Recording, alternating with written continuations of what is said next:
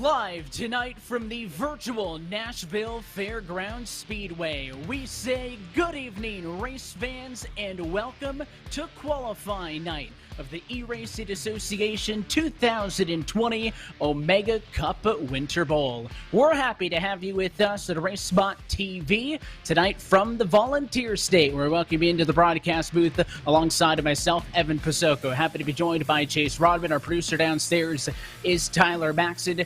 Over 650 drivers ready to go racing tonight, all in hopes of making tomorrow's main event, Chase, but to not get too far ahead of ourselves, a very critical qualifying night up next. Yeah, for sure. It's pretty cutthroat here in these heat races tonight there, Evan. About 25-ish cars going 25 laps here around this just over half-mile speedway, and only the top two will make the race tomorrow night here at the Nashville Fairgrounds Speedway. And my first time looking at this racetrack in iRacing, and man, it looks like an elbows-up place, really high-banked, really small racetrack. So I'm sure we'll be seeing a little bit of, door beating and some fenders getting bent up here tonight. I think it's going to be fun to watch.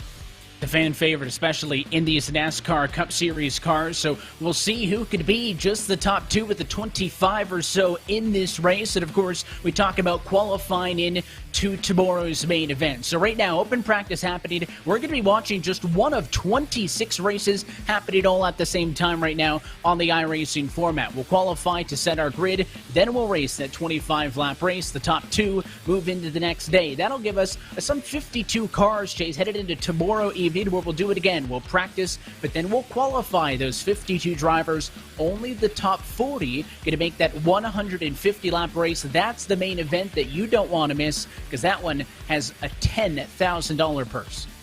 Yeah, unbelievable stuff here tonight. And all the guys that are in this race here tonight, all 650 entrants, they didn't pay a dime to get into this race. So $10,000 purse, $7,500 to win tomorrow night after 150 laps. Second place, $1,000. You see it right there on your screen. Third place, $750. Fourth, $500. And fifth to $250.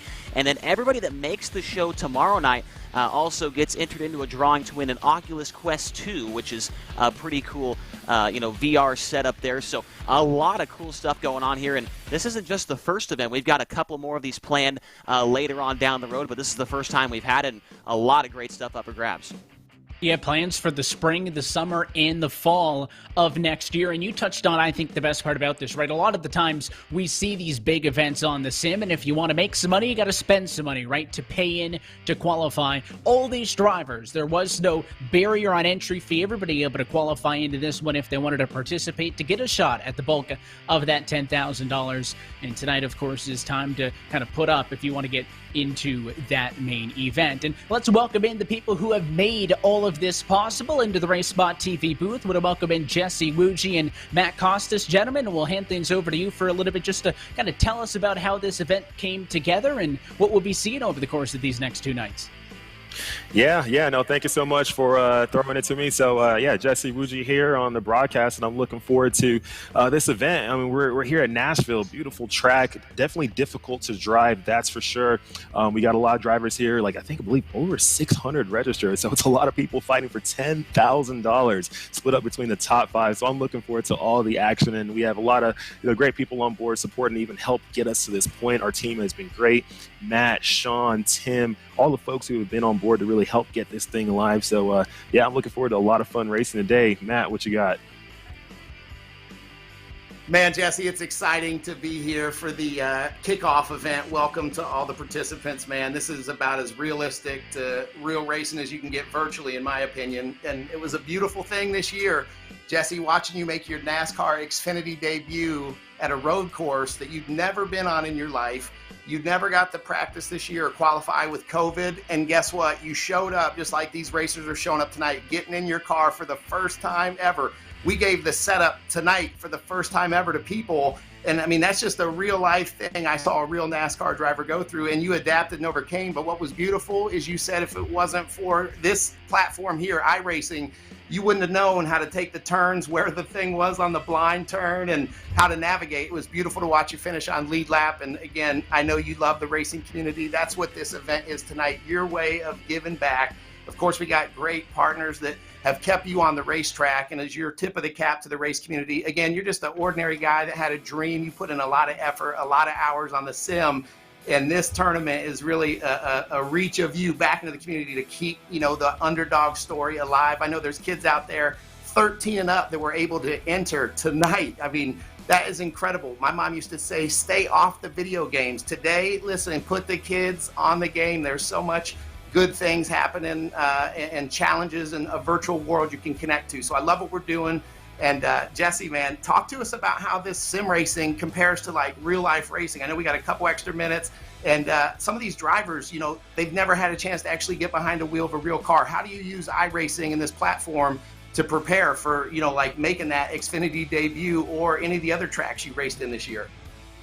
Well, thank you so much, Matt, for all those kind words. And yeah, iRacing is definitely a great tool for drivers to use before they get to the real life racetracks, especially with this year being the COVID year, with the pandemic going on, not having real life practice, not being able to get out there and test, not having all the same resources that you normally have in a regular year. But when you have iRacing, you have the simulation platform that where its software is actually really, really good and really helps really showcase the true dynamics of racing with tire wear, with how vehicles feel on a track, even the motors. I mean, we had some drivers today saying, hey, my motor is getting really hot on here. This thing really simulates real life. So I'm looking forward to seeing how these drivers adapt all day. I know it's definitely a difficult track, definitely a difficult setup, and definitely going to be a difficult race, but they're going to be fighting and battling it out, and we'll see who makes it to tomorrow.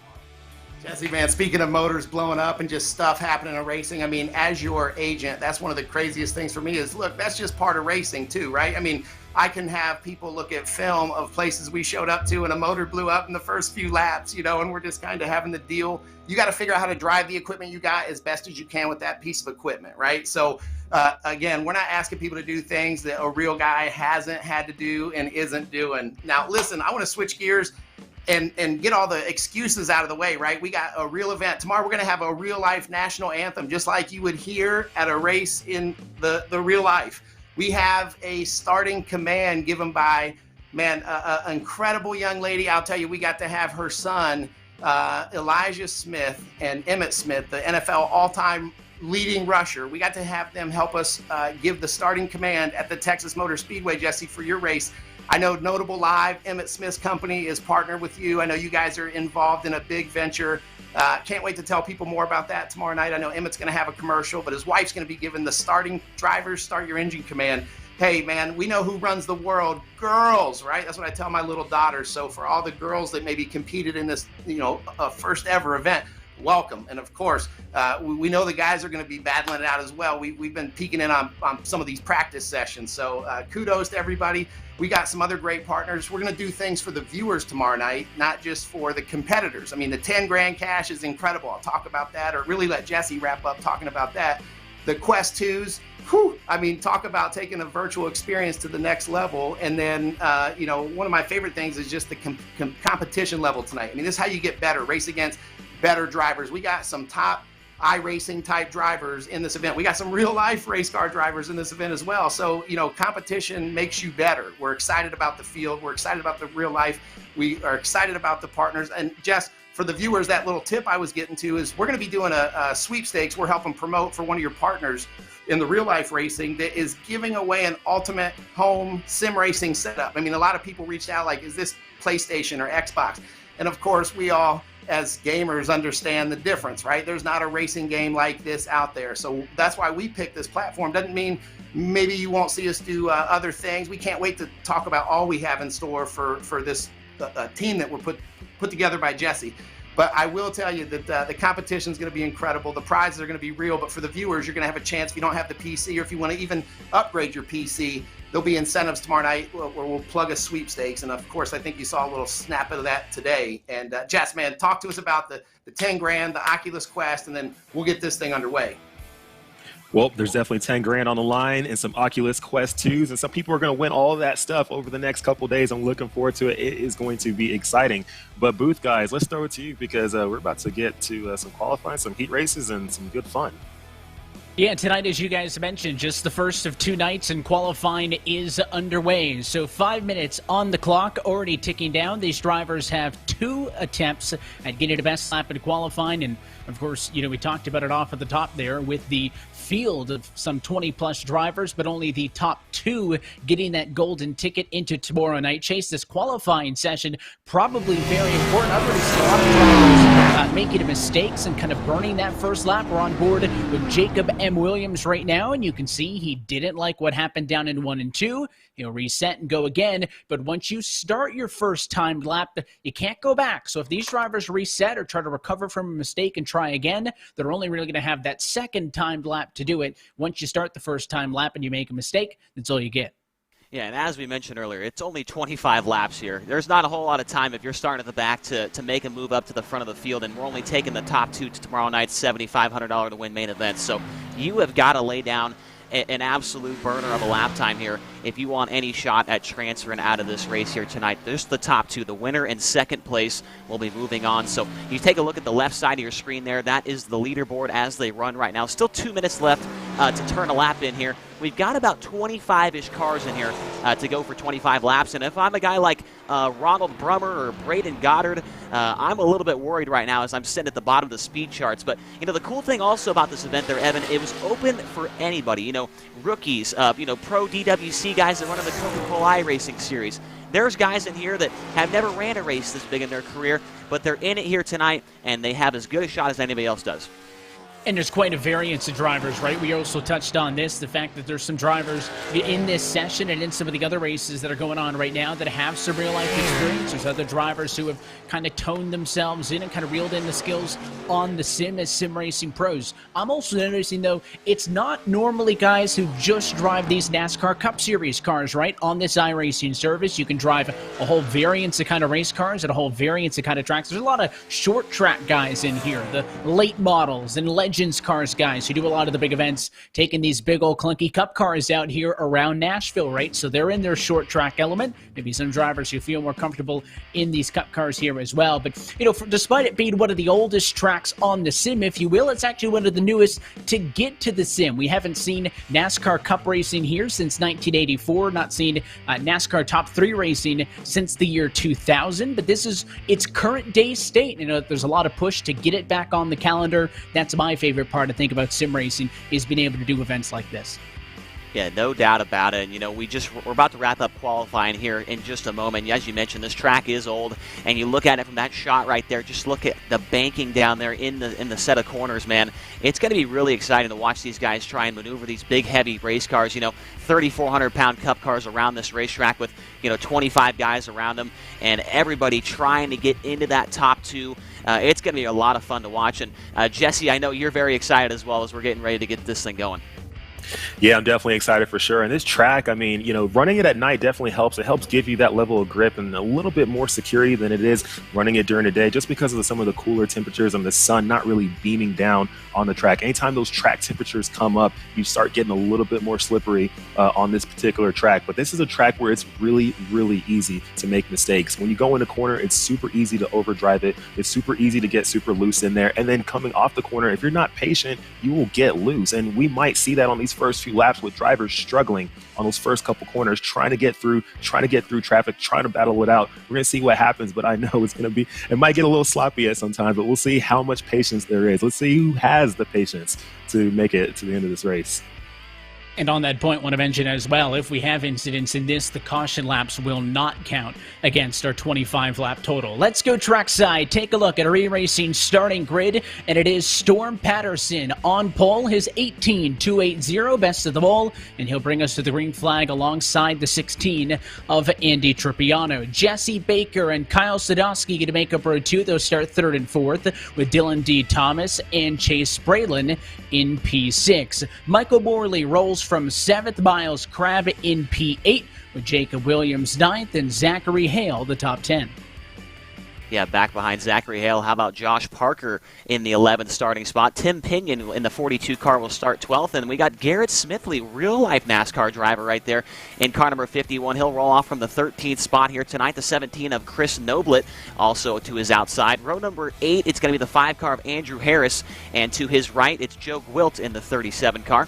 Row number 9, the 58 car of Jess Chambers. Also the 21 of Galen Brandt Clark. And then behind those guys, David Layek, Sammy Yaha, Ronald Brummer, Braden Goddard, Jack Wrights will be the field in this one. Only one driver opting not to take his time in the qualifying session. That puts Wrights at the very back of the grid, and I think that goes to show you how important they feel like qualifying up front is. We were talking about temperatures as well. Night racing here just outside of Nashville, Tennessee. 77 degrees Fahrenheit. Track temp just a little bit over that at 79 degrees Fahrenheit, so you don't have that sun beating down and heating up. So you're going to have basically maximum grip here than you would any other time in the sim. And again, this 25-lap qualifying race is going to be just over 15 miles in total distance. So we're doubled up. Again, only the top 2 spots pay into tomorrow night of 26 drivers. They're going to try to do it, Chase. And we've seen lots of special events over our years, I think, on the iRacing service. Top 2 is an awfully tight bar. So while those guys in a bid pack are going to be very aggressive off of the start, watch for the leaders to remain mistake-free. I think that's going to be critical. Yeah, I kind of mentioned at the top of the broadcast, this the way that this is set up, man, it's really cutthroat, and it has to mean that you are on your game every time you hit the racetrack. And for a guy like Storm Patterson, he was quickest in practice, now he's quickest here in qualifying. He's got the best seat in the house from the front row, and he's looking to punch his ticket into tomorrow night's 150-lap event here at the Nashville Fairgrounds Speedway. But the other thing is you see all these different names of drivers with different skill sets. Everyone has the same setup. Jesse and Matt mentioned it at the top of the show. Everybody's going to be kind of on the same setup here, so there's not going to be really an advantage. They all got the setup today. As the pace car rolls off, man, we're ready to go. 25 laps around Nashville Fairgrounds Speedway. This heat race is underway.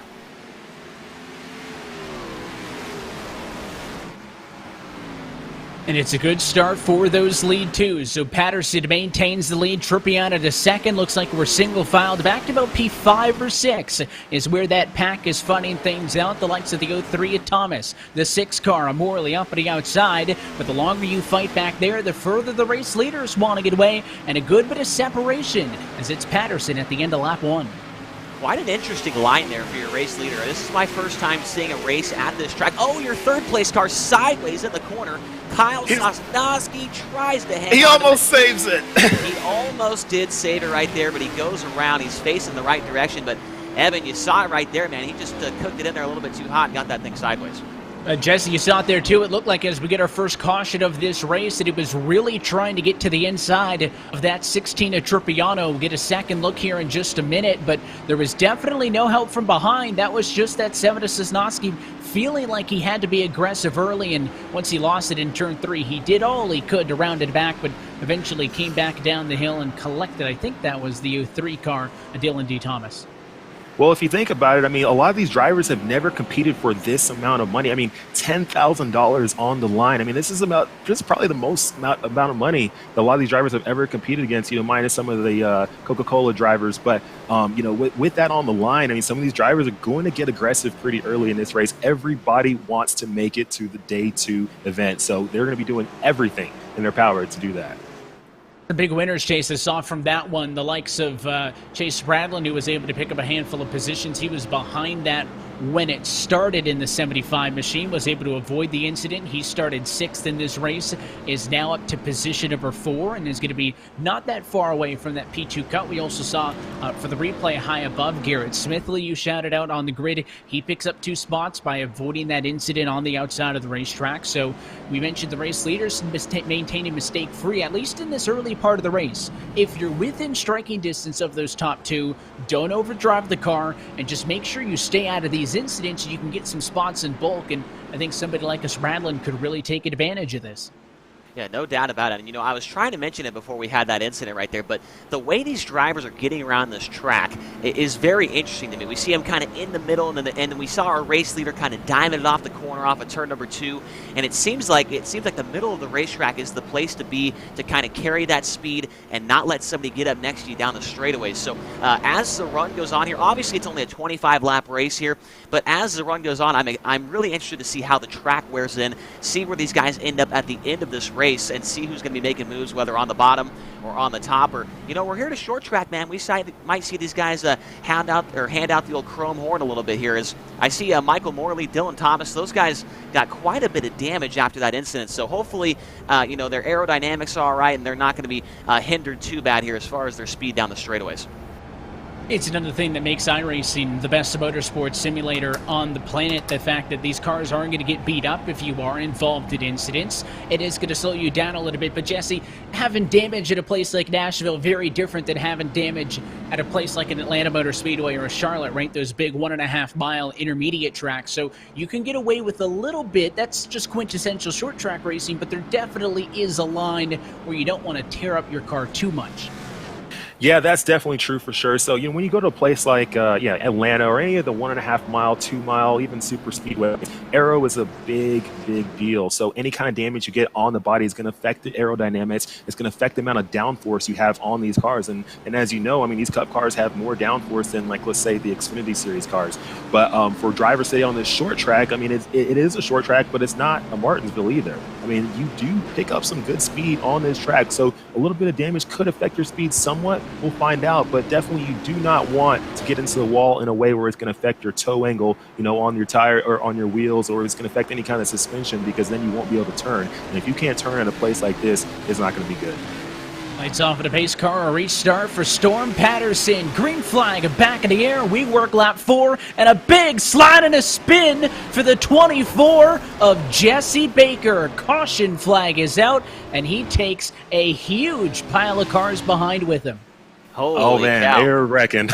They were wrecking right there. It is a fight. It is now a dog fight. Everybody's just throwing down the gloves. They're like, let's go. And well, it's kind of weird, Jesse. These guys are pacing at about 45 miles per hour coming back to the restart zone. And in iRacing, obviously, man, it's the best motorsport simulation there is. Like Evan mentioned, you can choose what gear you want to start in. So a guy like the driver on the inside, that car number 24 there, Jesse Baker, maybe starts in second gear, maybe, I don't know maybe he's in first gear or something.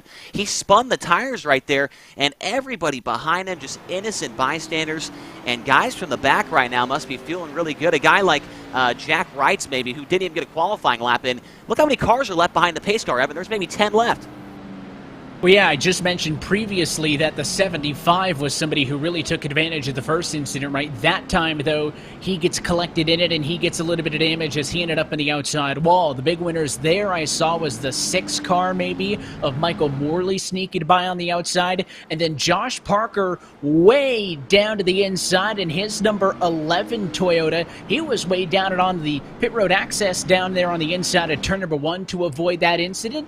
Kept it relatively clean. He started this race way back in position number 11 and has found himself up a handful of spots as well, but is going to be forced now down to pit road with damage. So these are, the decisions that these drivers have to make. Do they feel like they can make it work with damage? And I feel like that 24 just felt rushed on that start, right? Restart procedure-wise, when the pace car comes down pit road, it is that race leader inside of the front row who dictates when we start. Patterson took off right away. I think the 24 felt like he was a little bit asleep, tried to correct for it, gave it too much.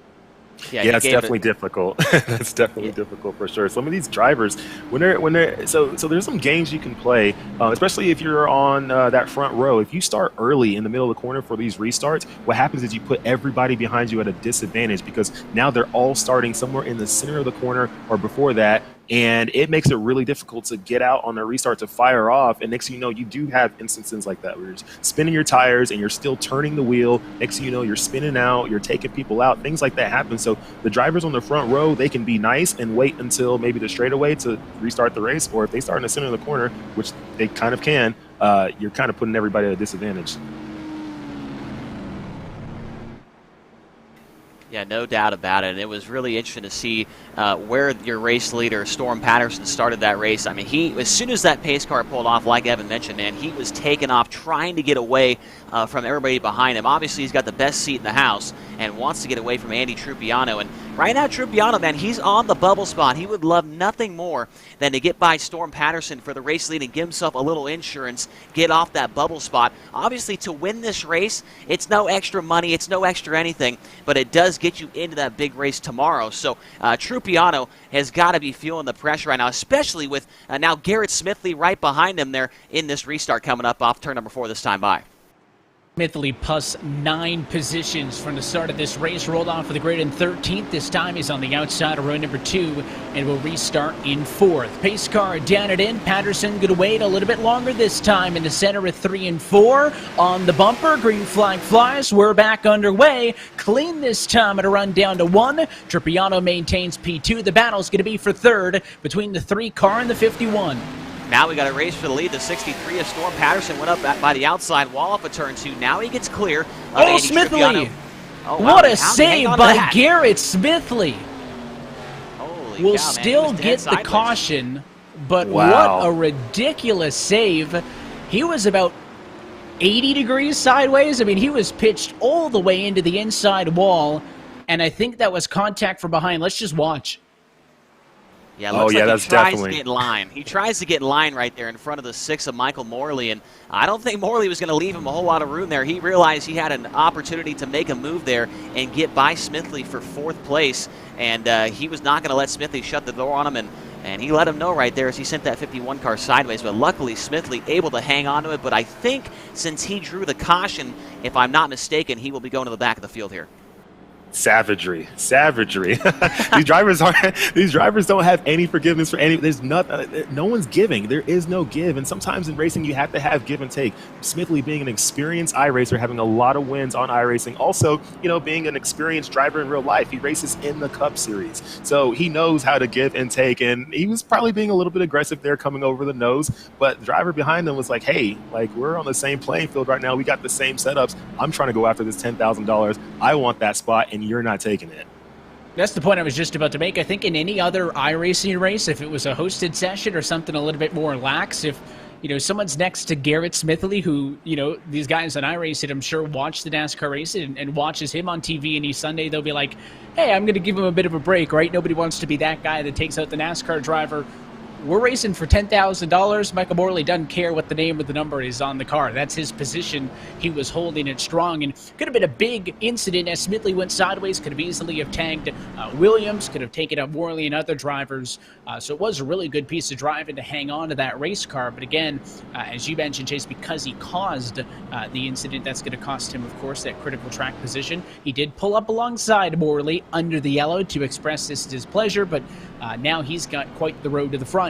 But again, the biggest thing in this is that these caution flag laps are not counting against us. So we've had a handful of incidents at the start. Listen, we expect that. We're racing Cup cars at the Nashville Fairgrounds Speedway. This is to be expected. But right now, we're only scored on lap 5. So there is some time, I think, to make up for maybe an early race deficit. Yeah, I definitely would not count out the guys at the back of the field. Josh Parker, Chase Spradlin, who was up there at the front of the field early in this one. We're still on lap 5, but the first couple laps he was up there in around 3rd or 4th place. You can't count out Garrett Smithley after being involved in that accident. We've got 20 laps to go, and so far, Jesse, this place, it looks like a handful, man. These guys are wheeling these cars. They're sideways. They're having trouble getting going on the starts. They're up on the top of the racetrack trying to get through the corner. It looks like a blast to watch. It doesn't look like a blast to race right now. These guys look like they're having a lot of trouble. Yeah, they're definitely fighting it out. But I mean, that's what you expect right there. When you put a lot of money on the line, people are going to fight. People are going to battle. In any regular just league race or any other official race, people aren't going to be as aggressive. But for this one, it's just everyone's throwing it out, and they're like, "Hey, I'm going after it. I'm trying to get this. I want that money bag." And for the viewers at home, just remember this is a random heat race. Everyone was randomly thrown into this session. There was no favorites. Let's put this person here. Let's put this person there. No, it was random. So. About to get this thing kicked off one more time. And another late start that time for Patterson. Gets the advantage into one. A lot of space between your top 3 or 4 with the restart. In fact, pretty good throughout the field. You can see all that side by side, but it's outside of the top 10. Patterson still leads, being chased by Tripiano. That number 16 car's got some speed. I think if we get some green flag laps in here, the low-line racing driver could challenge. And a yellow from behind. There's a whole host of cars in the fence at a turn 4. One car on its lid at the start-finish line. That's the 75 of Spradlin. Can we please spool up the replay, because the 75 of Spradlin had his roof on the roof of another driver, and they were going down the front stretch. You'll see it right here. The red and black 75 on the inside of the track. Right there, gets hit by the blue and yellow car. Now watch right here. Up on the lid, and yeah, look at that right there. That don't happen too often. Holy moly, that is crazy. But those are the physics right now in iRacing. And yeah, these drivers, they are getting really aggressive. And for the viewers at home watching, everyone's fighting right now for tomorrow. Tomorrow you will have our top 52 drivers who are going to be in the practice, and then you'll go to qualifying, and qualify in 40 will actually make the main event. The 40 that make the main event will probably be the best drivers of all of these sessions. So just remember, we have a mixture of drivers in these sessions. Some of the drivers here are real life racers. They race in real life. They race in the Cup Series, Xfinity Series. Some of them are really good iRacers, and they've been racing on iRacing forever with a lot of skill. You got some people on here who just signed up for iRacing in the last few weeks and don't have a ton of experience. So just remember, there's a wide range of skill in this race. So that's what makes it interesting and fun to watch. Here's your second look. This reminds me of if you're watching the Thunderbirds or the Blue Angels and they're doing their inverted flyby, one looking down on the other. That's the number 39 of David Layoke on the bottom. And that's the number 75, as we mentioned, Chase Spradlin, who no more than 5 minutes ago was a top 4 car I had mentioned, with a good chance to maybe be a transfer in this race. And instead, he's getting towed along the road by that number 39 of machine. The good news, if any, is that he did come to a land on all 4 tires, but he's been on the pit road for some repairs. It has gotten a quick repair to get that car back into working condition. So maybe his night not done quite yet. No change, though, for 1-2 Chase. For all the chaos we've seen everywhere else, Patterson and Tripiano, the consistent ones. Yeah, I think those two are the guys with no damage that I can see on their race cars right now. Everybody else has narrowly avoided accidents or have been a part of them themselves. So, yeah, it's been a wild one so far in the first 6 laps, but I cannot get over that wreck, man. That was unbelievable between the 75 and the 39 car. That might make the old iRacing top 10 highlight reel after tonight. So, looks like the pace car getting set to go. Hopefully the lights will go out this time by. Then they do, so we will come back to green this time by off of turn number 4. And like we mentioned, 6 laps complete, still 19 laps remain. Up front, though, it's been all Storm Patterson and Andy Trupiano. And it's been big movers behind. First and second started exactly where they run, but behind them, 3rd, 4th, and 5th in this race were 9th, 7th, and 12th, respectively, on the grid.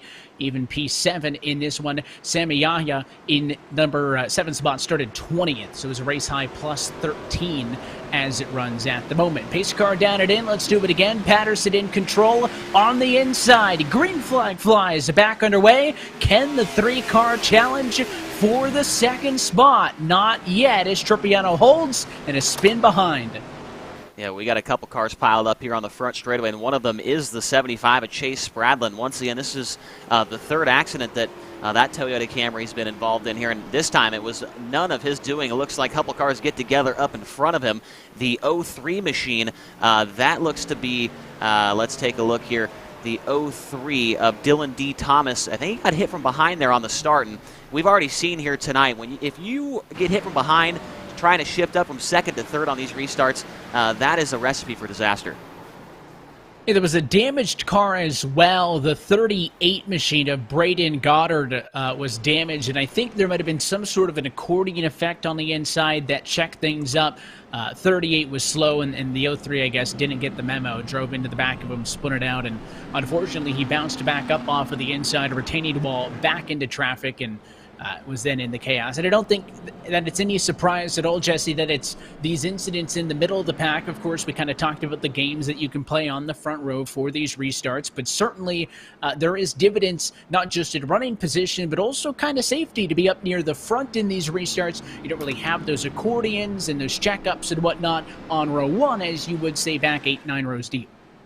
Yeah, it's definitely harder when you're a few rows back deep, especially in the middle there. I mean, it's just difficult because you're trying to judge the car in front of you, if he goes, if he doesn't. And as you can see, everyone's mixed up right now in the field. You have cars with damage, and usually on iRacing, when you have damage, and especially when you're missing your front bumper, that could slow the car down. That means sometimes, hey, your motor might not be functioning as well as it could be. So because of that, on these restarts, the driver behind you might feel like, hey, like you're not going. Or, you know, sometimes if you're a driver with a car that's damaged and you're in front of somebody else, you're like, it's just really screwing up everyone behind you. So that can also cause some issues. That can cause some spins and some wrecks and things like that. So damaged cars, them getting mixed up in the field, that is causing some of the chaos too. It's not just skill, it's sometimes just damage.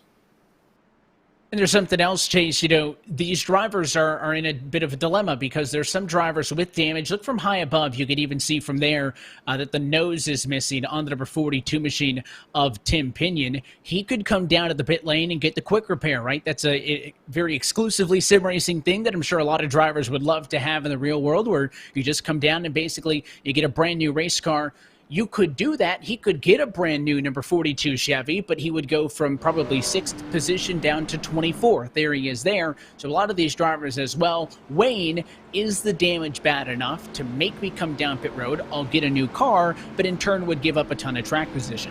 Yeah, and it looks like unlimited fast repairs here in this race. So the 75 of Chase Spradlin, who's, as I mentioned earlier, been involved in multiple cautions here tonight. Brand new Toyota Camry. He's ready to rip back onto the speedway and go at it once again. So I don't think you can count anybody out of this race yet.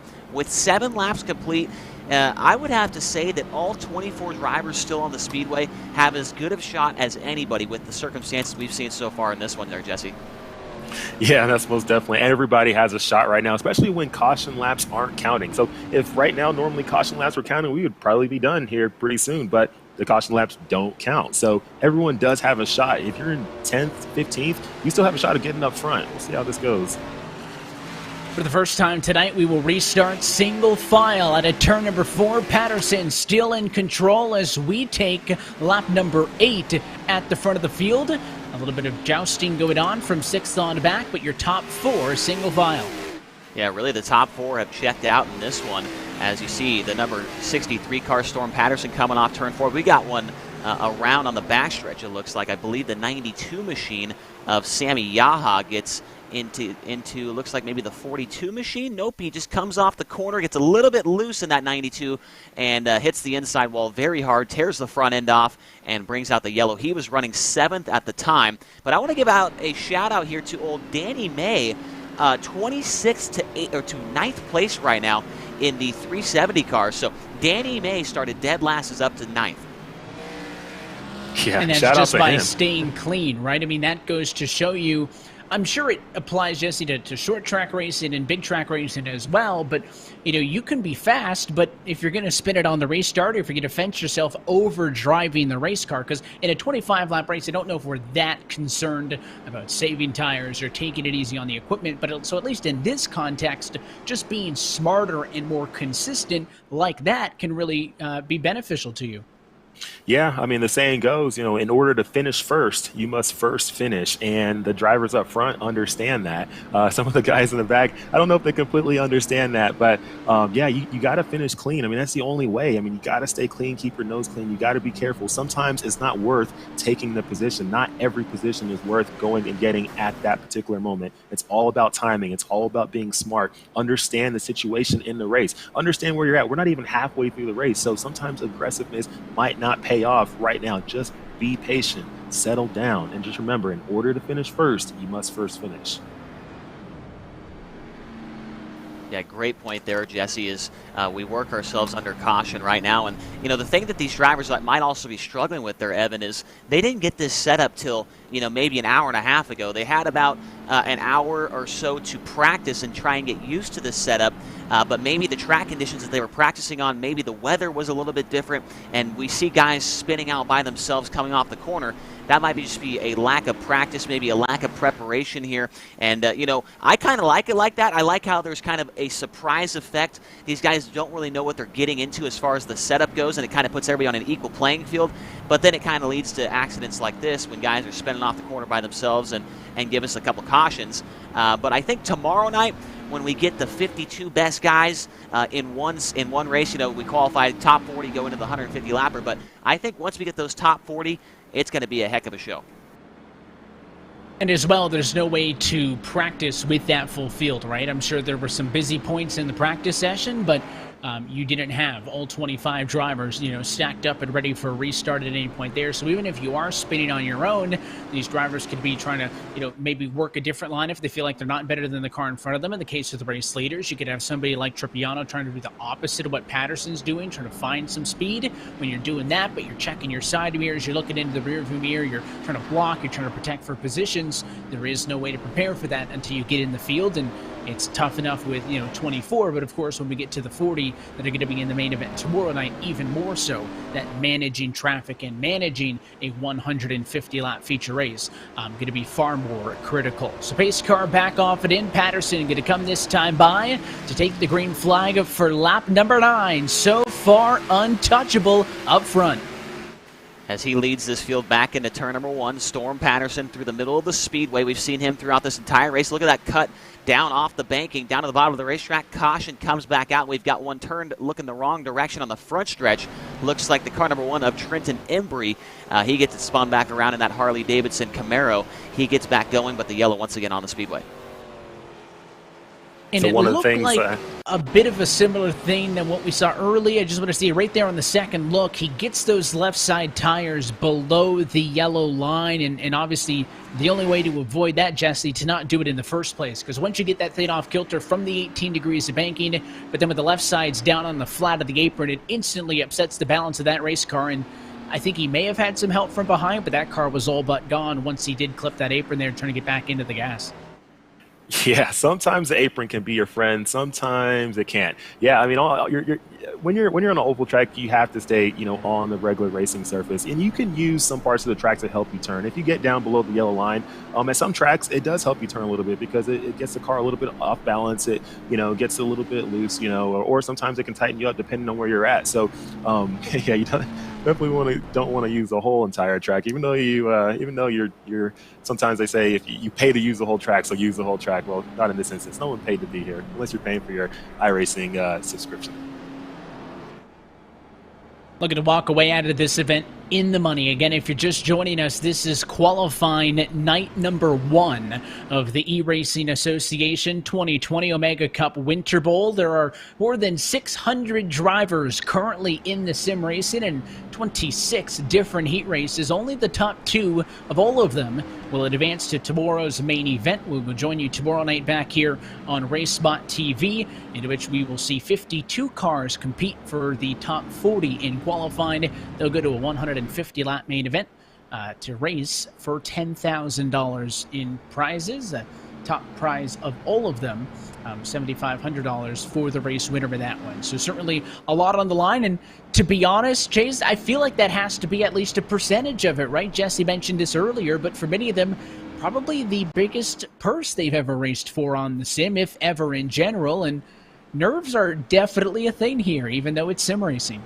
I've commentated quite a few big races, especially in the dirt world of iRacing, and I've never seen a purse this big for a single race. I've seen, $10,000 championship after a 10 or a 12 race season, but for one night, 150 laps, some guy's going to leave tomorrow night with $7,500. That is absolutely unbelievable. I wish I would have heard about this. I would have maybe even ran the race, and that would have been, I probably would have wrecked and been in this one maybe, at the back of the field, but I still would have at least tried it. But you know what, the other thing I like about this series here, Evan, is the schedule. You know, next year they plan on doing more of these races, and what they've got set up, Daytona International Speedway, Circuit of the Americas, and Bristol are the 3 other tracks that are on the calendar. And it's really cool because all of those tracks require different skill sets, and I bet you will see, especially at Circuit of the Americas, maybe some guys that are really, really good road course racers that maybe don't run these big, heavy stock cars might come out of the woodworks for that one to try and steal that $7,500 prize. We talked about the blend of maybe short track racers on the sim and the cup car drivers coming together for this one. It'll be fun to see how those events play out in the new year. Pace car off once more. Again, same procedure for Patterson. He's gone earlier, he's gone later. This time, quick on the trigger. Green flag flies. We're back underway, and the single file starts space out the leaders, but a spin from behind.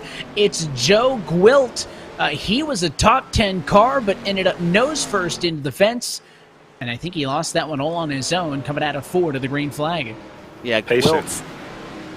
Gwilt right here. You'll see it on the replay. Just coming up through the gears, gets off the banking, and, man, just spins her down into the infield wall. And you see tears off that front bumper and exposes the radiator there. So, and once again, my boy Danny May is up to 8th place now, guys, from 26th. All he's got to do is pass 6 more cars, man, and he's in the big show tomorrow. That old 370 car, keeping the nose clean and making his way to the front of the field. I'm a fan of his, that's for sure.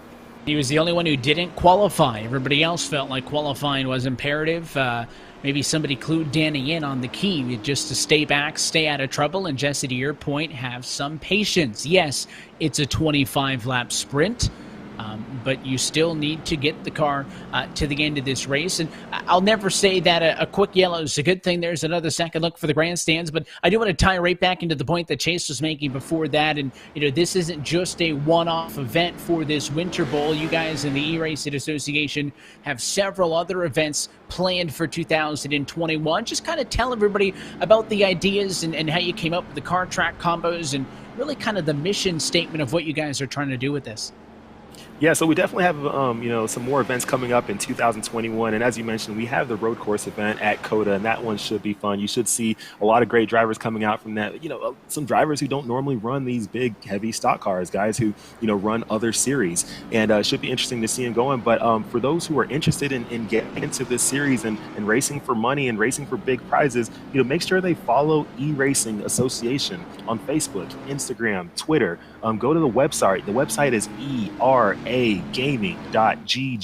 Head to the website, sign up for our email list so you can stay connected. And we're putting on these events. We're giving out money. We're giving out other prizes. There's a lot of great stuff. So it's an opportunity to jump into something and win. And for us, our thought in making this league and making these series of events was really to give people an opportunity to almost be a professional in sim racing. And there's other series out there. There's other leagues that are, the different pro series of iRacing and things like that. But we wanted to create another opportunity for people where people could, just like how NASCAR began a long time ago, where you could just start off in your garage, get something going, bring a car to track and go race, run what you brung.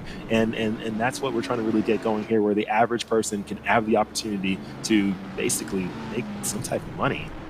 And I'm thinking maybe someday, Jesse, if a guy's able to win maybe 2 of these races or 3 and maybe do it all on the oval tracks, maybe winning that kind of money, that could lead him to maybe buying himself a real-life race car and getting out there on the real track. That's what I think is so cool about this series. If a guy can win 2 of these things and make 15 grand, go out there and buy himself a legend car or, maybe another type of smaller pavement oval or track race car.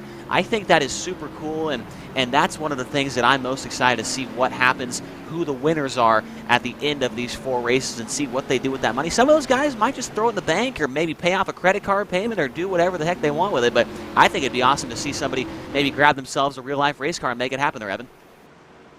Well, we've seen a lot of that, the crossover from real-life drivers racing on to sim to people getting introduced to motorsports on the iRacing service, especially at a young age. You talk about some drivers as young as 13 in this week's racing. Green flag, though, back underway once more.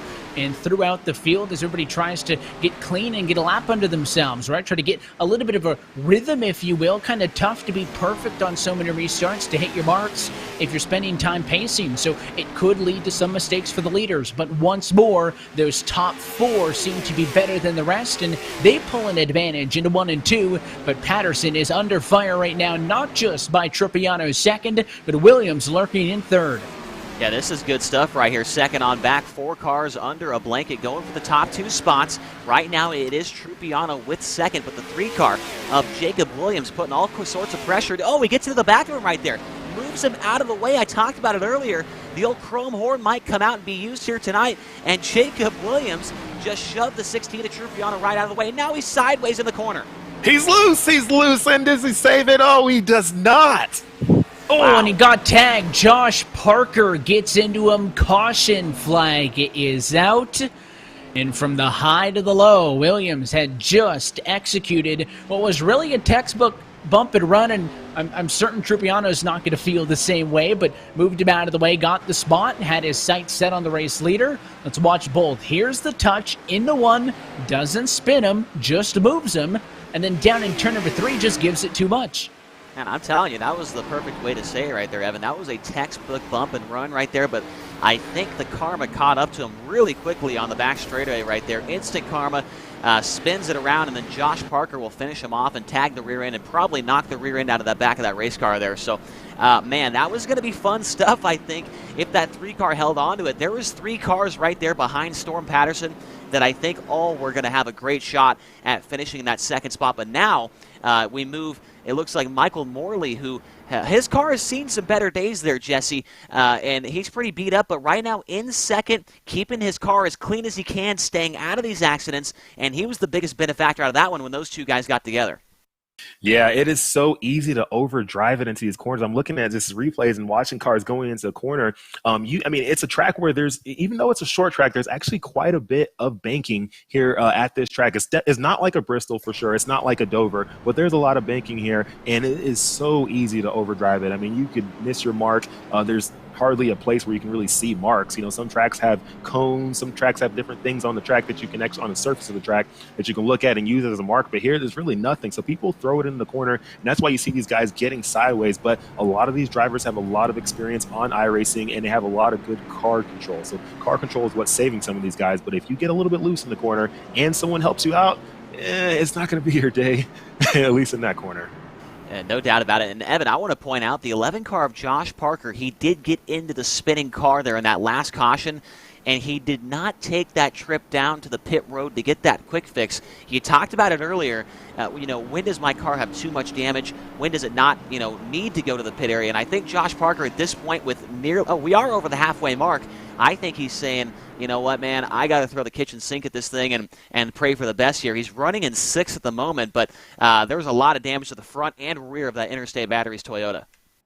And Josh Parker's got a lot of experience in virtual racing. Not only is he a past iRacing Pro champion, but also drives for Joe Gibbs Racing in the eNASCAR Heat Pro League. So he has competed in both of the eNASCAR championships. We talk about the simulation of iRacing here on the PC, also on that more arcade-style championship for the other arm of eNASCAR with the Heat Pro League on console. So he has done both and is a esports pro driver for Joe Gibbs Racing. That explains the Interstate Batteries paint scheme on board that number 11 machine. So that's just another level of the different backgrounds and experiences amongst the drivers in the field for this one. But you are right past halfway. Next time by, going to come into the restart to take lap number 15. It'll be 11 laps to go at that point. But again, the yellows do not count against our total. Saw a long, good green flag run the last time through. And Michael Morley was side by side with Andy Trupiano at the moment of yellow, but he was scored in front. So it will be the 6 car in second for this restart. Trupiano at a race low P3, now out of a transfer spot. Let's see what he can do here if he can get back by the 6 of Michael Morley. A great start up front for your race leader, Storm Patterson. He gets away from the 6 of Michael Morley. Morley goes into turn number 1 on the bottom. Trupiano a lane above him. as they work down the back straightaway. Trupiano searching around, trying to find some grip. But right now, these guys need to get a couple laps under them there, Evan, and get some heat in those tires and see what their cars can do. But that's not going to happen because the caution's back out. And it is again from behind the race leaders. I'd see slow on the back straightaway, the number 37 car of Gwilt, and I think it was with him as well. We saw a spin a little bit earlier when he was in a top 10 position just on his own, lost it coming to the restart. There was some contact up. Somebody got and the 39 turned. were into each other. And then I don't know if he kind of swerved to the apron to get some space, but yeah, they were all up into the fence. He nicked the apron and spun it out, and of course, for his luck, right, the other guys were the runs wrecking first, but he spins and got tagged on the inside wall, and it has not been a good night for him since he was in that top 10 spot. And clearly, as Jesse mentioned earlier, the apron not your friend here tonight at Nashville Fairgrounds Speedway. We've seen every guy that gets that left front or maybe both those left side tires down below that yellow line, and it sends them spinning. No grip down there. It kind of upsets the weight of the car, it seems like, and those things just spin out super quick, especially, as I mentioned there, without getting the heat in those tires. That is so important when trying to get around the racetrack without spinning or getting sideways or getting loose or anything like that. So definitely taking some notes for tomorrow night's race. We don't want anybody on the apron because clearly that's not the place to be there, Jesse. Yeah, and the thing for tomorrow's race that some of the viewers got to remember is it's going to be manual cautions tomorrow. So right now it's pretty much automated cautions by iRacing and the software in our system. But for tomorrow, it's going to be manual cautions. So some of the spins that you're seeing right now that might be a little bit more back in the field that aren't really affecting more than one driver, will a caution be thrown out? Not always. So you might see a lot more good runs. And, the overall caliber of the drivers tomorrow who actually make the main event will probably be the best, cream of the crop. So adding that together and then manual cautions, it should be interesting for some longer runs, and it'll be interesting to see how these tires, wear and fall off or stay constant throughout the race. And I think one of the new, things they've done in iRacing there, Evan, I'm not sure if that's introduced in this series, but I think it might be, is that new, limited tire sets. And 150 laps at a place like this, I feel like the surface is very abrasive. With limited tire sets, these guys are going to be having a handful come tomorrow night after 150 laps. Yeah, and keeping the equipment in one piece over the course of that, working on the tires and try to make it last long, right? Also wanted to mention, you talk about looking into tomorrow's race and maybe being a higher caliber of field or strength of field, if you're familiar with sim racing terms. I mean, that's quite literally if we have the number that we think, up to 650 different drivers competing tonight to get into tomorrow's main event.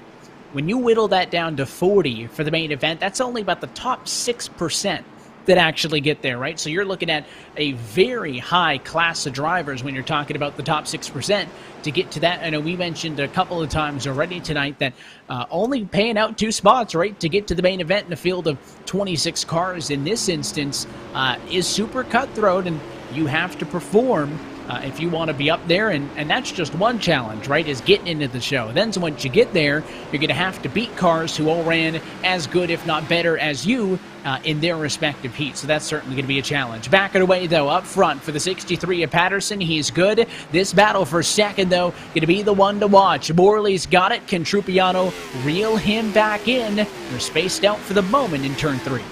Yeah, the question is, can the 16 of Trupiano get back to second where he started this race at and ran for a majority of this event? But Michael Morley, torn up race car and all, is making it work, and looks like he might actually be keeping pace a little bit here with our race leader, Storm Patterson. Last time by, Morley was the fastest driver in the top 3, so he might not be done yet, and Patterson might be in trouble here because Trupiano's keeping pace with Morley, but the yellow is out and the pace car is back on the racetrack. More carnage. More carnage. Oh, man, they're fighting. 4. I'm trying to find the car. It's Dylan Thomas, and it looks like he's doing burnouts down there, just trying to get the car straighted. And it was not unassisted. You'll see these cars door bang. Check this out, the 38 machine up the road, and they just come into each other. That's another tough one, Jesse, because I think in that case, Thomas on the bottom is probably expecting that 38 machine of Goddard to be further up the road, right, to kind of blend all the way back out and swing wide to the fence on exit. And that's why it kind of looks like he just went up the hill and into him, and that's basically just two cars not really maybe being aware of where the other driver was or giving a bit of extra space, and they both went for the same real estate at a 2. I don't think they were, running over each other for 13th and 14th. They just kind of ended up in the same spot. Yeah, and that will happen very quickly, I feel like, at this racetrack, right, Jesse? Oh yeah, that's for sure. And those out there, remember, I mean, there's the spotters on iRacing. I mean, they're pretty good for the most part, but some of these drivers have actually brought their own personal real life spotters into the race, and sometimes they're good and sometimes they're not. Sometimes they let them know exactly what's going on, sometimes they don't. Sometimes they're sleeping up in the spotters tower, but things like that can happen. At the end of the day, the driver is the one driving the race car. Nobody else is driving it for him. He or she has to have the most amount of awareness on the track. They have to understand where people are at. And honestly, I feel like it's a little bit easier to see around in an iRacing vehicle than it is in real life. But they got to have awareness on track, understand situational awareness. That is key. Yeah, no doubt about it. And you see those guys just come together off of turn number 2, kind of a simple racing deal there. And these cars are, man, once you make contact, I've had experience with these cars in the past. They're just so hard to hang on to once you break traction. And, that's exactly what happened right there with those two guys. And, what I took from that with both those guys, we saw the front end view. They were coming right at us, and both of them were missing the front bumper. So it's been a rough night there for, Dylan Thomas and Braden Goddard, but they're still trucking along, trying to make things happen here. You never know what can happen. We've still got 8 laps to go, and if those 8 laps have been anything like we've seen so far tonight, I would definitely not count them out of this one quite yet. First driver of this race has gone to the garage. Trenton Embry is out of it, so 23 drivers still in it. And Ronald Brummer has been trapped a lap down for the entirety of this one because we are not counting the caution laps. There is no lucky dog in place, so he's a lap down. He is stuck a lap down and would have to do it the old school way of passing everybody if he wanted to get back onto the lead lap in this one. So unfortunately, if you have a big issue like that in the race, which forces you down pit road or you have to take a tow and it costs you a lap, at least in this heat format tonight, put you in a position where you're kind of stuck where you are. So Brummer's had a rough night as well. 22 other cars, though, still on the lead lap, still led by Storm Patterson. He has led every single lap of this race thus far, this time by 8 laps away from transferring to tomorrow. And Trupiano gets a fantastic start there back in the 3rd spot. He was all over Morley going into turn number 1, but as we saw in that last little green flag run, it looked like Morley was the car to beat inside the top 3. He was running the fastest lap times as he's trying to track down Storm Patterson. The yellow's out again, and it looks like this time on the back stretch, that's going to hurt tomorrow. Great thing for these sim racers is that, hey, it's not real life. So if you do wreck, you know what? Hey, at least you're not going to feel it too much at all. Maybe your pride might be hurt, but hey, at least physically you'll be all right. But that's why sim racing is cool. There's always that reset button. You can go try things. You can go compete. You can run hard, and at least it's not going to hurt your wallet, or you physically. But that looked like a crazy wreck right there, and that's a lot of damage. That's going to affect those race cars a lot. That's a wreck you only want to be in on the sim, I think. Those two guys getting together in turn number 2. And, at least in a real race car, Jesse, there's so many things standardized, right? You kind of have your seat and your harness, and you have very little ability to a certain degree to kind of customize things. Whereas in sim racing, obviously you're not in a race car that's at times more than 100 degrees, right? And have all the equipment on it. Of course, the sensation and maybe the fear, maybe a little bit of doing, 150 plus miles an hour, but at least in sim racing, you do have that comfortability, which allows these drivers to get creative, right? So if you are a entry-level sim racer, you can have a relatively basic setup at home, just your standard desktop computer, a monitor, and a wheel for a couple $100, and you're ready to rock. You don't need the triple monitors, but you can advance to that. A lot of drivers using VR as well, right? Motion rigs, and the sky is the limit really when you want, but not just the equipment, but how you drive, right? I know the age-old sim racing debate is shoes or not, barefoot or socks, right? Not little things that you can do in real life, but on the sim, you can kind of tailor your sim racing experience to fit you the best. Yeah, that's for sure. You can tailor it to fit you the best. And yeah, you don't have to have a ton of money. That barrier of entry into sim racing is a lot less than it is for real life racing. Real life racing, to go get a race car or go rent a ride, go pay for a ride, buy a ride, whatever it is, in real life, it can be a lot of money. I mean, if you're racing in the truck series or Xfinity series or something, it could cost anywhere from 30 grand all the way up to 200 plus grand for a race, one race. But in sim racing, you don't have to spend that kind of money. For just a few $100s, you can have a wheel, pedals, shifter, and use your little office chair in your office, and use a screen that you already have at home, a nice computer, and then you're good. Or you can spend, $1,000. You can spend $2,000. Some people got rigs for $10,000 to $15,000. It just depends how much you want to invest into it. But understand that once you invest whatever money you do, that you have this rig forever, and these things last for a long time. I mean, the first thing that's probably going to go bad might be, I don't even know, maybe your computer after like 5-6 years if it's an old one. But yeah, the barrier of entry is definitely not as high as real life racing, which gives people the opportunity to actually come and compete in something that's very similar to real life racing. Yeah, and what you guys mentioned there is, you got the $1,000 rigs, the $10,000, the $300 rigs. It don't matter how much your rig is. It doesn't matter because everybody's on the same playing field. I have a Logitech Driving Force GT sitting here. That's probably a 10-year-old wheel. I'm not saying I'm the best there ever was, Evan, but I still, from time to time, find myself in victory lane here on iRacing.com. So it don't really matter how good your stuff is. It just matters how good of a driver you are on the sim. As the pace car pulls off once again, 7 laps to go. It's Patterson, Morley, Trupiano, Hale, and Parker, the top 5 as they come back to green. And looks like a pair of battles down into 1. So Patterson clear for the lead. They fight for 2nd and 3rd, and then maybe 4th and 5th. A slow off at 2 is Zachary Hale. Parker to the outside in the 11. Give him the spot. He now up to position number 4. So that move by Parker sets his sights on the next duo, where Morley still has P2, but Trupiano really wants it back.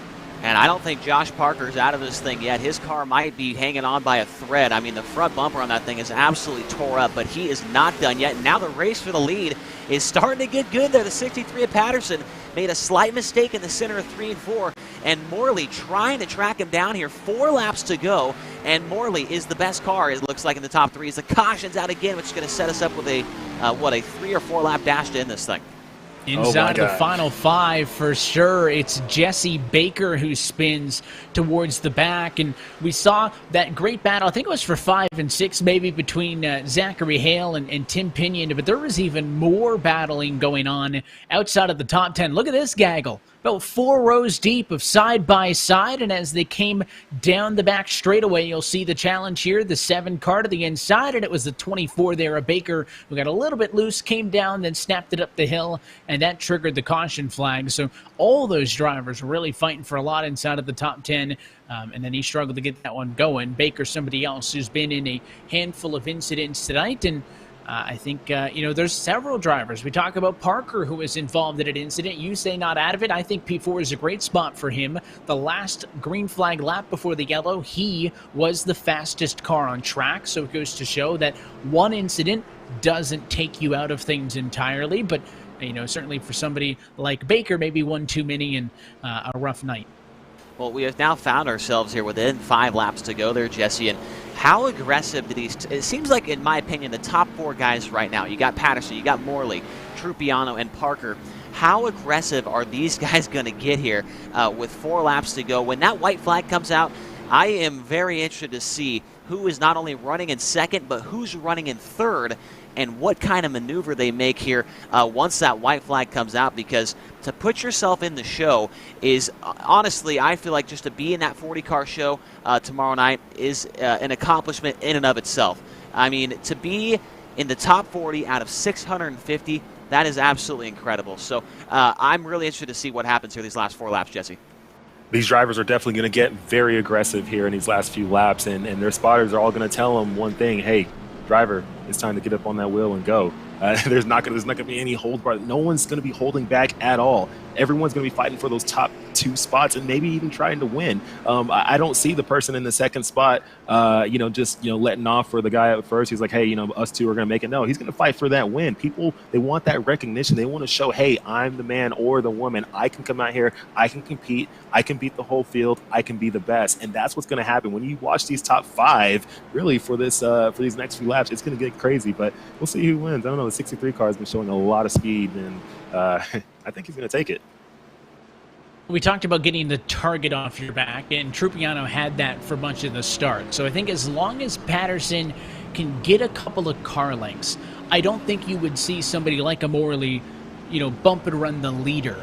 He is there for the target in second, and would Trupiano do the same to the 6 maybe, right? For the battle between third and second, because only those top 2 make the show.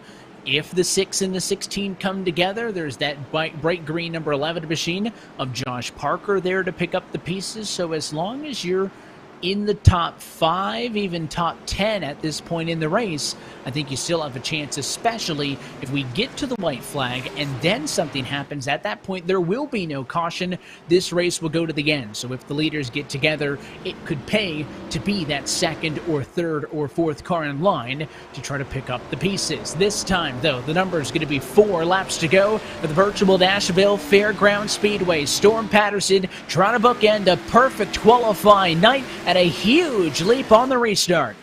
Holy cow, he jumped out to the lead big time. 5 car lengths at least over the 6 car of Michael Morley. Josh Parker right there in the back pocket of the 16 at Andy Trupiano as they work down the backstretch. Cautions out again. And they're wrecking. 3 to go. The caution's out. It looks like this time for Sammy Yaha on the 92 car.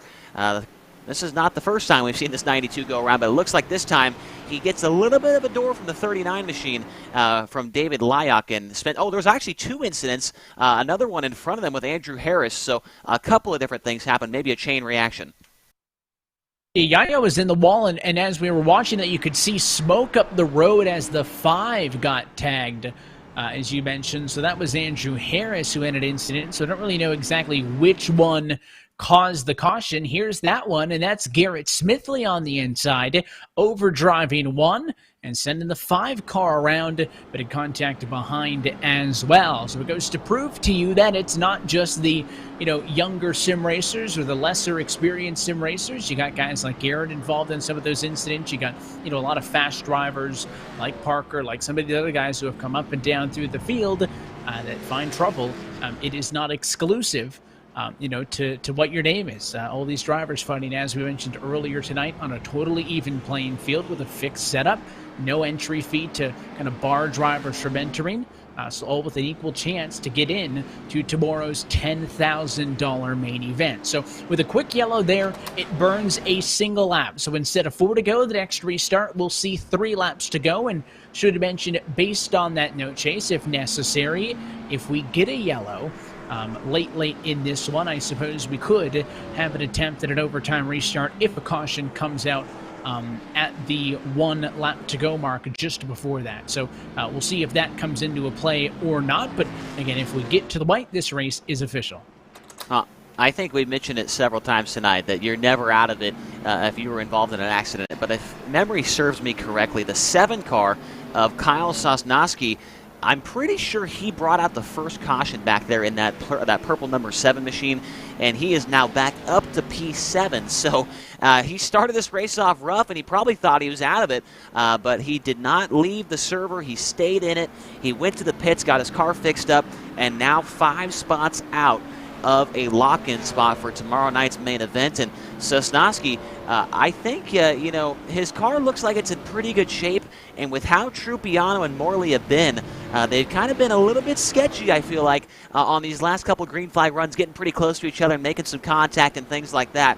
I don't think Sosnowski, even though he brought out the first yellow, he could maybe sneak in there and find himself in the top 2 by the end of this thing.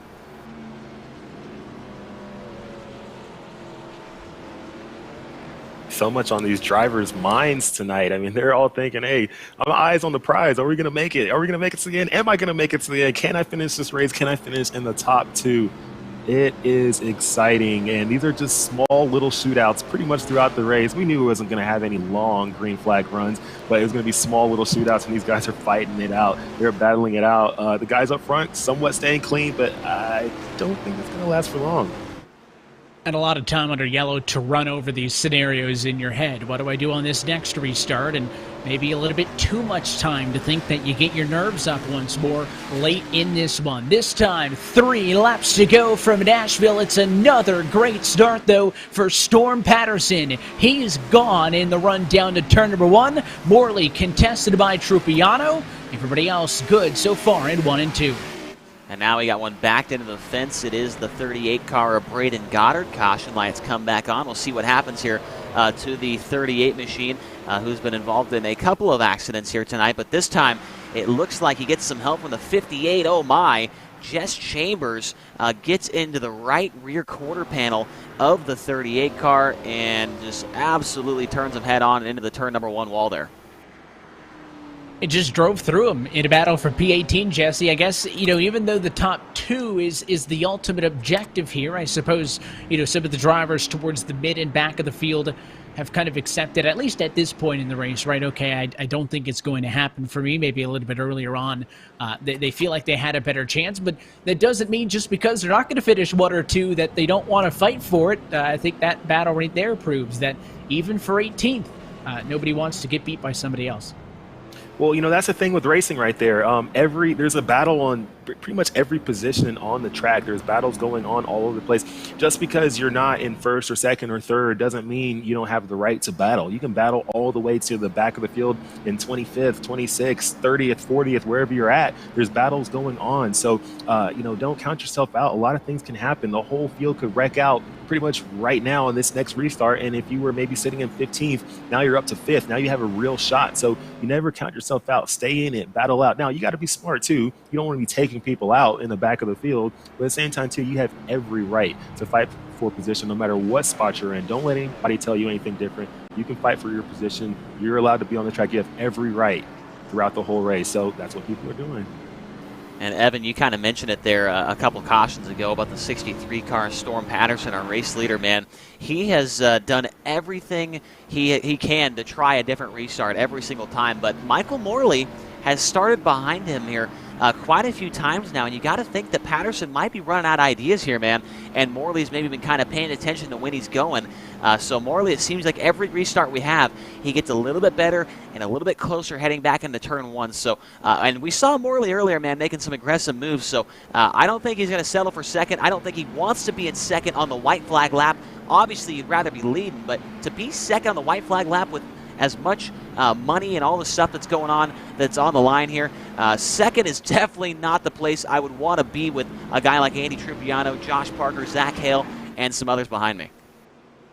Definitely, and I think that, with all the looks that Morley and Trupiano earlier in this race when he was in second have got at Storm Patterson's restart procedure, he's still been very good. In fact, I think his best 2 restarts have been the last 2, where he's gotten some 6-7 car lengths in the run down to turn number 1. Now, granted, the single file restart does help a little bit because you don't have to worry about a car diving it onto the inside. Patterson has been good. If you're Morley, do you take that risk of trying to anticipate the start, going with the 63 and possibly, running into the back of him and ruining your own restart? How bad do you need to get away from Andy Trupiano? Because that battle for second and third between the 6 and the 16, I think, has been the best battle on track all night. They are so even on speed, and only one of those 2, in theory, can make it into tomorrow's main event. This time by, going to be 2 laps to go for Nashville to get to the white flag and make this one official. Patterson gone. They touch for second. 2 laps to go. Trupiano, another good start. Once again, only a car length behind the 6 of Morley. Then it's Josh Parker right on the back bumper of the 16 car. Trupiano coming through 3 and 4 this time by, and the white flag will wave if we can get to the start finish line. Contact for third. Parker the 16 of Trupiano, and we are not going to end this one yet, Evan. Oh, no. So close. They were in turn 4. But it was Parker driving in hard, challenging Trupiano for the number 3 position. Got him in the left rear quarter panel. He broke sideways, caught that car, and this race will go to overtime. We will head to green-white checkered attempt number 1. And what a tough break for Trupiano. Obviously, Parker at that point thinking, Jesse, they're getting to the white flag. He wants to get at least one more spot right away, so maybe he could challenge Morley. And what a bad way for Andy Trupiano's night to be done after he was so good for so much of this race. In racing, you have the highest of the highs and the lowest of the lows. And I know he's feeling the lowest of the lows right now. So much on the line, but fighting for that position. But this is what we wanted to see. We wanted to see that battle. We wanted to see people fight, because the prize money for this tournament, the prize money for these events, these next couple of days, I mean, this could, for some people, change their year. We've had such a crazy year with the pandemic going on. A lot of people have lost their jobs. A lot of people have been furloughed. A lot of people have not had a lot of opportunities this year to do a lot of things, and a lot of people are going through a lot. So with this, and people having a chance to go win this type of money, I mean, that could make someone's year, maybe even change their life. You never know what people are going through. So it's cool to see everyone battling here, and it's going to be probably a super emotional experience to see the winner of the main event tomorrow. But first, you got to get to the main event, and you got to get past these next couple laps. So we'll see how it goes. Yeah, Chase, we think this is stressful enough, right? I mean, these drivers are, I'm sure they're sweating and their heartbeat is racing, and it's just night 1. So can only imagine what things will be like when we got the money on the line tomorrow. Yeah, I can't wait to see some of the names that make that race tomorrow night. You know, like we mentioned a couple times, the 52 top guys will make that server, that qualifying session, but only the top 40 after the time trials will actually be able to participate in the 150-lap main event. And like I just said, man, there's going to be so many different storylines, so many different backgrounds of guys that, you know, might have just started sim racing a few weeks ago, like Jesse mentioned earlier. There's obviously going to be some seasoned veterans, some pro drivers going for that big money. I just can't wait when we get to that, when we drop the green flag on the main event tomorrow, and see some of the racing that this new racetrack, the iRacing, can put on. Because it seems like when we go green here for a few laps, Evan, it seems like nobody really knows what the best line is, and I think that provides some really exciting racing. Yeah, you got to get creative and find the best way to get around it. Of course, on that long 150-lap main event, you're also going to have to see how that changes over time, right? As the heat builds up on the track and as your tires start to wear, if drivers are going to move up the track a little bit, maybe can't stay quite down as low as they would on fresh tires. All of these factors a little bit in play tonight, as these drivers have been out there for 20 some odd green flag laps, and a little bit higher than that with the caution flag laps counted in, which really doesn't wear on the tires all that much. But we'll talk all about that kind of long race run strategy tomorrow evening. Here we go. It's attempt number 1 of 3 at a green-white checkered finish. They ride on the outside wall and chase Storm Patterson, who is gone again. 2 laps to go. Parker did not get a good restart right there. He kind of clipped the apron on the exit of turn number 4, got the car sideways, hangs on to it, but loses 3 car lengths to Michael Morley. If they can make it to the stripe, this race will be official. Parker drives into the corner deep, but the yellow is going to come out again, and we got a big wreck at turn 3. We saw, I think it was the 31 machine of Miles Kraby, who went into the inside. Let's take a look at Crab here. It's contact up the road. So Smithley and the 5 got together. It slowed the 5 up. And then when the 31, Jesse, was out there trying to get past him, the 5 was coming down the road. And basically both those cars got driven into the outside wall. They went up the hill and collected about a dozen more. Yep, that's a straight aggression right there. Everyone's fighting. Man, that was pretty wild to see. A lot of crazy crashes. And it's what's really interesting as I'm watching quite a few wrecks. iRacing's done a really good job on the graphics and stuff of these vehicles. It's interesting to see all the different parts come off and what you can see underneath it and all that. And these guys are still chugging. They're still pushing forward. They're still fighting forward. And these cars are still moving until they can't move anymore. But the guys up front have been able to keep it fairly clean after about second place. It's not so clean, but people are still fighting. I mean, I see Garrett Smithley back there a few spots back. He's sitting there still trying to get his tires clean, get them warmed up, get him ready to go. He's moving left and right because he knows he still has a shot. You just don't know what's going to happen. I was surprised on the last restart. P2 was not on the bumper. P1, it doesn't make sense to me. I don't know why you wouldn't be on his bumper, applying that pressure, ready to go. We'll see if he changes that this time around. Just Wortley hasn't been able to stick with Patterson, Jay, something that we thought he'd kind of be able to pick up on the tendencies of the 63's restart procedure just because he's been behind him for so many of them. Storm Patterson continues to be flawless thus far. Of course, the concern is, when is that one time that you're not going to be right? But so far, so good for the 63 car. If he gets himself away, like I said, then Morley's the one that's got to be worried because he's the target. Whereas, if the race leader was there as well, maybe you're looking at more of a 3 or 4 car scrap, and maybe he wouldn't be very safe. Yeah, the 63 of Patterson, man, he just gets through the gearbox so good, applies the power smoothly, does not spin the tires, and it seems like every single time on a restart, he just drives away off into the sunset and leaves Michael Morley sitting back in the dust. But I'll tell you right now, Josh Parker, I think, was very, very happy to see that caution. Right, he probably wasn't happy to see the other 15 cautions we had tonight, but he was definitely happy to see that one. I'll tell you why. As we ride on board with our pace car driver, haven't seen that view before, but Parker hit that infield, or the apron, I should say there, Evan, and it got his car sideways, and he lost a lot of ground to Michael Morley. He probably thought his race was over right there. There's no way I'm catching up to the second place car, but luckily he got the yellow he needed, and he's going to get one more shot at it. He's going to try and make it by the 6 car of Michael Morley to punch his ticket into the 150-lap main event tomorrow night, as it looks like, once again, the pace lights are off for our second attempt at a green-white checkered. Running out of opportunities because, again, only 3 attempts at a green-white checkered, so if it does not happen this time and we have to do it again, it does not matter if we get a yellow before the white flag. The race would end at that very moment. So running out of time and running out of options if you want to fight for the $10,000 purse on the line tomorrow night on our main event here for the virtual Nashville Fairgrounds Speedway. So attempt number 2 at a green-white checkered finish for Storm Patterson, trailed by Morley. Again, he leads to the start-finish. Let's watch the battle for second. Will we use the final green-white checkered attempt? Lap car coming off the bottom of the racetrack. He's going to give way to the top 3. Parker right there behind Morley as they make their way through 3 and 4. So far, so good. Parker all over the 6 of Morley. We're going to get to the white flag, Evan. And here comes Parker driving it in. Half a car length off of the bumper of Morley. Morley better that time at a turn 2. Patterson home free in 3 and 4. He'll go for the win, but Parker going to drive the 6 of Morley up the road. Who moves high to avoid. Patterson wins. Morley second. They wreck behind, and the 63 and the 6 are going to race for $10,000.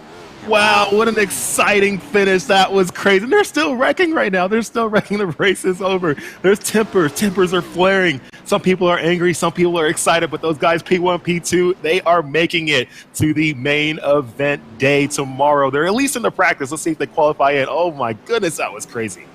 That was definitely some wild stuff there, Evan. I saw the 11 of Parker. I knew it was coming, man. I thought he was going to drive it in deep and get into the back of Morley, but he had already gotten to the back of Andy Trupiano and probably didn't want to leave this race with a protest on his resume there. So Parker drove it in there, tried to spook the 6 of Morley, which he did, but Morley held strong, drove off the top of the racetrack, and was able to get away from the 11 of Parker to ultimately take home second.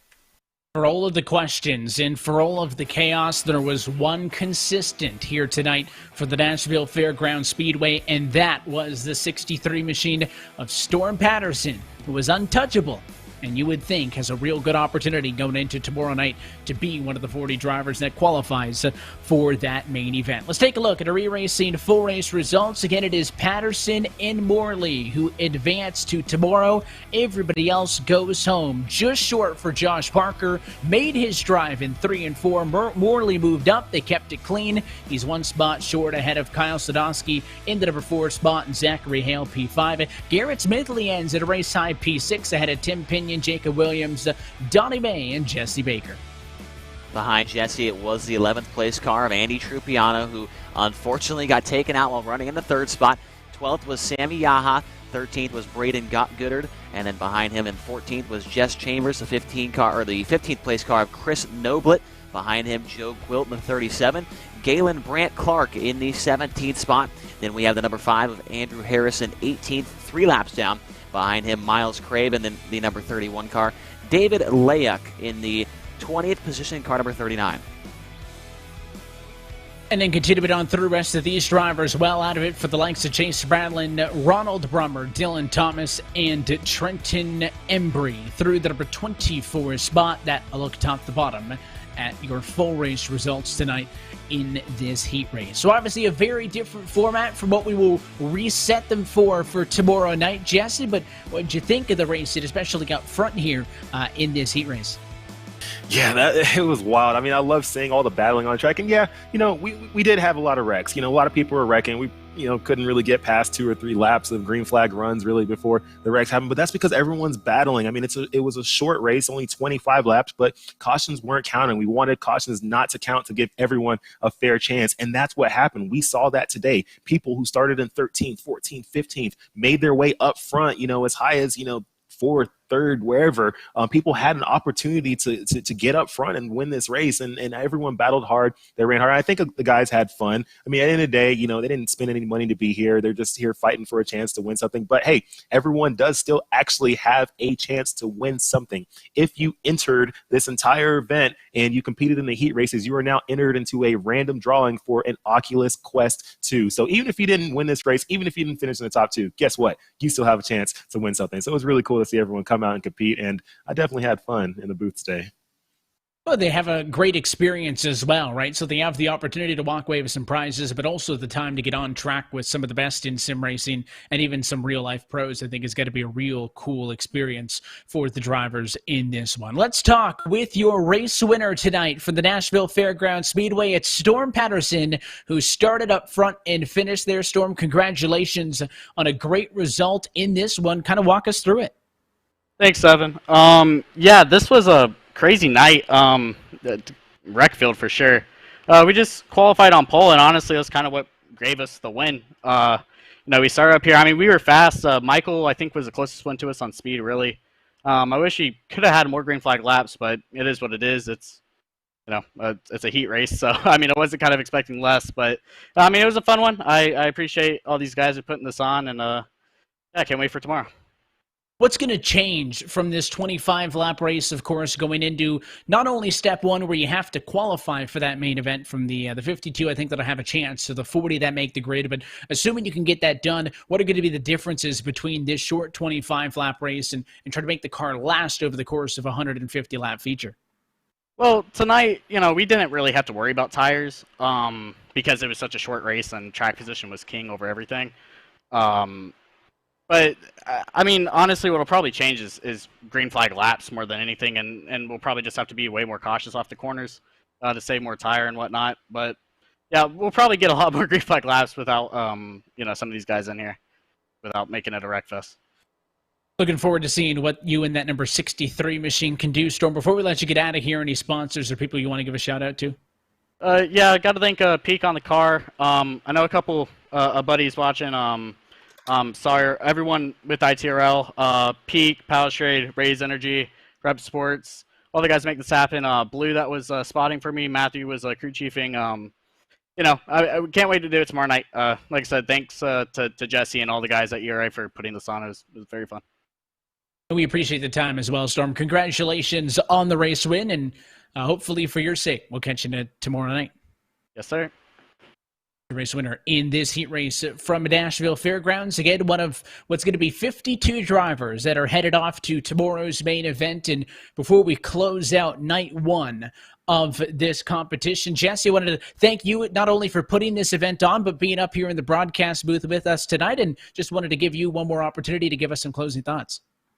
Yeah, most definitely. Thank you so much for having me. And, thank you all for, being in the booth too. Y'all did great. And it was cool watching this race from here. It's my first time I've ever been in the booth for an iRacing event. So it was interesting to see it from this point of view. But I had fun up here, and definitely want to thank everyone who's been a part of this whole thing. RaceSpot, all of our team members on with ERA, with, Tim, Sean, Matt, all the folks that's been helping us. It's been a lot of hard work over the last few weeks. Folks got to remember, we pretty much began began getting everything ready for this about 3 weeks ago. So in 3 weeks, we were able to put together everything we needed to actually make this thing happen. So thank you for everyone who's helped out, who's been this small. If I've forgotten any names, I'm sorry, but thank you. We've had a lot of great help making this happen, and looking forward to a great race event tomorrow. The main event should be really fun. And yeah, everyone grab your popcorn and make sure you follow eRacing Association on all social media platforms and also Twitch. We'll be streaming again tomorrow. It should be a great race to watch, and there'll be a lot of battles on the field. And we talked about some of those events coming up next year. If you wanted to get into those, that was eragaming.gg for more info. One down, one to go. Chase, the main event back here tomorrow night on RaceSpot TV. Yeah, no doubt, Evan. Tonight was so fun, man.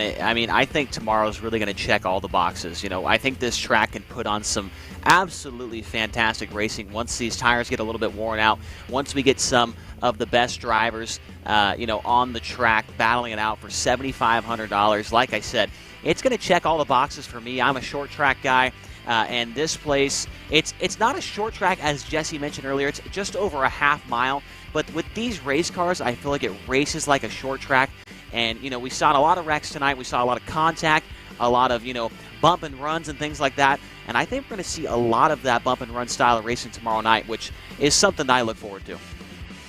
One of the most renowned tracks in NASCAR's history, and we're going to give out $10,000 in prizes tomorrow night. But until then, that's it for us here on RaceSpot TV. So on behalf of our entire team behind the scenes, and for the folks at ERA, Jesse Awuji, Matt Costas, and everybody else for putting this on and to be with us tonight, and of course for our crew downstairs, Randy Jenneth, Hugo Louise, for Tyler Baxton down at the production trailer, for Chase Rodman, and myself, Evan Pasoko. I want to thank you for tuning in. Congrats to Storm Patterson, Micah Morley, and the rest of your 52 qualifiers. We are back tomorrow night at 10 p.m. Eastern Time for the eRacing Association Omega Cup Finals. We'll catch you then on RaceSpot TV.